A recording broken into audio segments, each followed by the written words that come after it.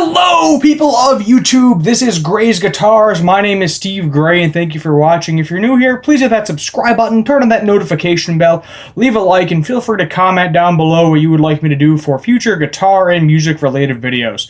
So today, I thought we would talk about Harley Benton again. Yes, they are back in the news after I explained my rising prices thing, which many of you seem to enjoy that video, so I figured why not do another one. This one is more of I'll call it more of a positive video. They are unveiling some new models, new finishes, new style pickups, and from what I'm seeing, Ebiphone's going to need to step up their game a little bit, because some of the finishes on these guitars, I'll go ahead and link down below to the article of it. Some of the finishes on these things are just really nice looking. For example, you got one that looks like Slash's Appetite for Destruction guitar. This is like a silver burst one. You got one with a Floyd Rose.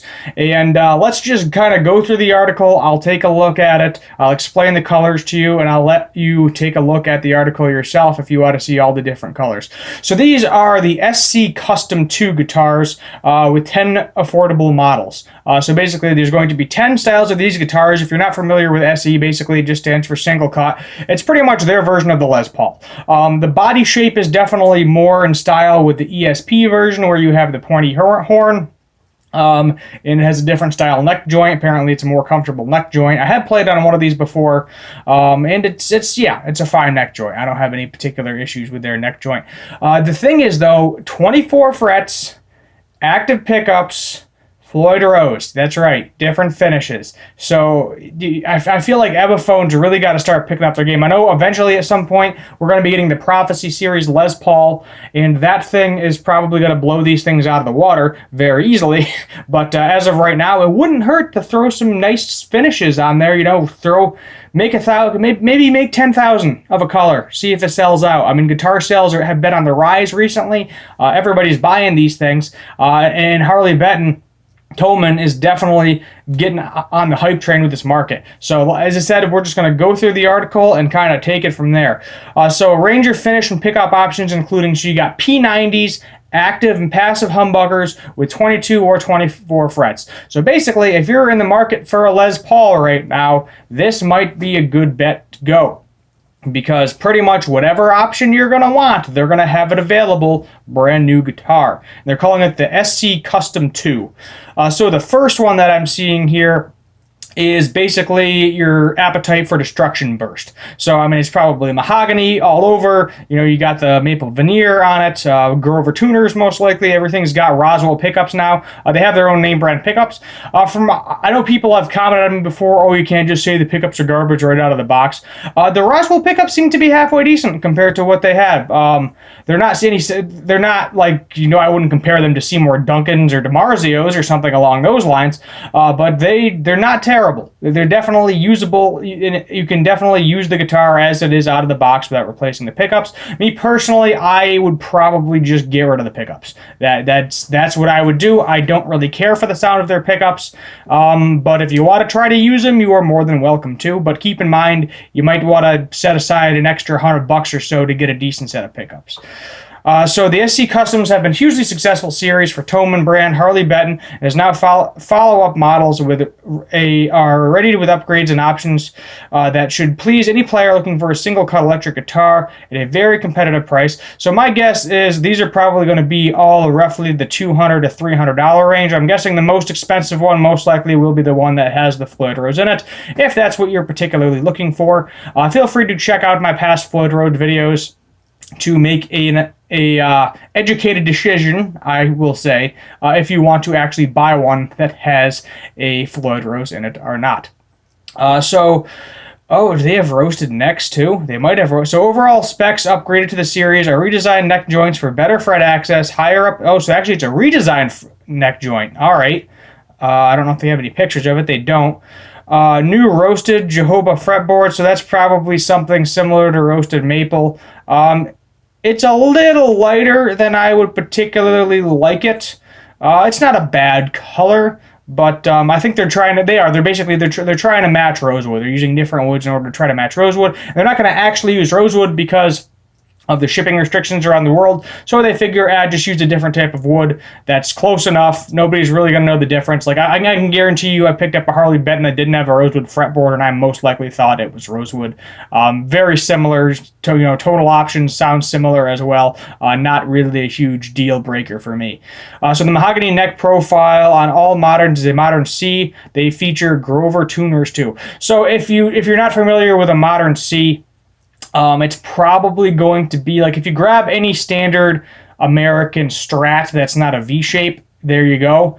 And same with Gibsons as well. I wouldn't say Epiphone. Epiphone is more of a D shape. I don't know why. That's just how they do it. But if you get like a Gibson 60 profile neck, I'm guessing that's pretty much where they're all going to be. I doubt it's going to be kind of 59 style. It's a little bit fatter neck. So the prices range from, looks like 119 euro to 215 euro, which I think 119. I think that's like 220 to 250-ish. I believe price range is what we're doing too.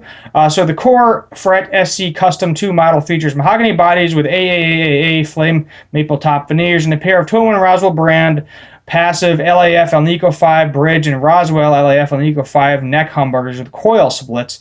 Let's take a look at these core models first. So that's interesting. I've seen the Harley Benton tops. I wouldn't consider them quadruple A. Even Gibson rarely, and I mean rarely, uses quadruple A. Typically, it's your triple A tops on your standard Gibson lines. I think, what was it, maybe like 2016 or 2018. They had a quadruple A top for like the high performance series, I believe. Customs sometimes get it if they have a flame maple top, but you don't see the quadruple A that often, and I've seen a few reviews of the guitars. I've played a few of the guitars. I would say double A, maybe a few of them are technically triple A, but I honestly, I feel like the quadruple A is false advertising in my opinion. So we have a Paradise Flame. We have a Lemon Flame, which that's like your Appetite for Destruction burst. Honey Burst Flame, which is your Cherry Sunburst. I would say the Paradise Flame is kind of like a Bourbon Burst without the black part. It's a brownish color. Then you're going to have Vintage Black. Oh, Ocean Blue. I do enjoy blue. If you've seen PRS, a couple of their guitars, they have this really nice blue color, basically same to that. Well, they have a left-handed model too. They have a Silver Burst, so that is pretty awesome. The thing that annoys me about the Silver Burst here, though, is it does have the coil splitting capabilities, which is nice. But when you have a Silver Burst guitar, you got to have a darker fretboard if it's a darker guitar. They got to figure something out where they get a darker wood that's closer to the color of ebony. If I have any complaints about these guitars, it's going to be that.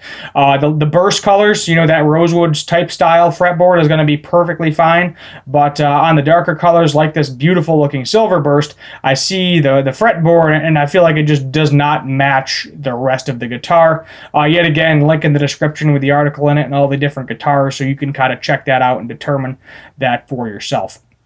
The SC Custom 2 P90, yeah, I would also prefer that one to have a, that's like your your standard P90 style Les Paul. Same thing, same issue with that. The binding is nice, it looks nice, but I don't like the fretboard on the dark guitars. Oh, and a white one too, no. Then they got the Actives too. So the Actives are going to be very similar to your ESPs, probably similar sounding to EMGs is how they model those pickups after, from what I've heard. The Satin Black actually looks pretty fine with the fretboard on it, but the white, I like my darker fretboards. What can I say? I like the dark color fretboards. Black goes with everything for the most part. Let's see. Ooh, the Floyd Rose one. Yeah, that one's fine. It's actually weird. There does appear to be significantly different style, I guess, depths, the darkness of the fretboard in these. A few of them are really light and they don't like the way they look, and a few of them are darker and it looks fine. Like the one they have at the picture for the custom Floyd Rose. That one looks perfectly fine to me. But I think what they're trying to do is they know Epiphone at some point in time in the near future is coming out with that Prophecy series that's going to be probably double the price of these roughly, because I think that the price was a joke. It said like $666 or something. They're not going to actually price them for that, I can tell you that right now. Probably maybe closer to that $600 range, maybe $650. But I think they're trying to compete with that, and they're also trying to compete with ESP with these. And people buy them because at the end of the day, it's cheaper. So, I mean, it's a Floyd Rose 1000, which is basically it's the same exact specs and materials as the German-made Floyd Rose, but made in Korea. That is a very nice Floyd Rose. And you're getting a guitar for that for, actually, that's probably closer to the $300 range right there, that particular guitar, because of the Floyd Rose. But that's a pretty good price, because if you look at the prices of Floyd Roses, if you're buying a Korean one, it's like $200 by itself. So you're literally getting a guitar, a decent playing guitar, for $100 with a Floyd Rose, which is costing the other $200, and that's just kind of interesting to me. But definitely take a look at the article, take a look at the finishes, let me know what you think in the comments down below. I could definitely see myself buying one of these at some point in time. Right now, I am going to hold off because I want one of those new Prophecy series when they come out. I don't know which one. Now, keep in mind, I have owned several Les Pauls already, but I've never owned one with either a, what do they call it, all access or modern cut for the back of the neck.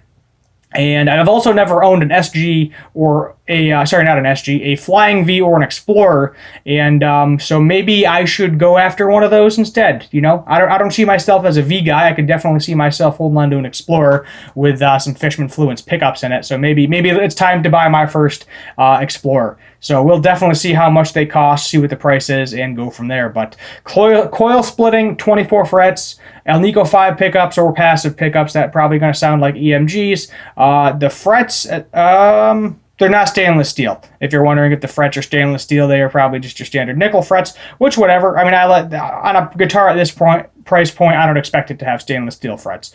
Anyway, so let me know your thoughts, comments, concerns down below. My name is Steve Gray. Thank you for watching, and as always, have a good one.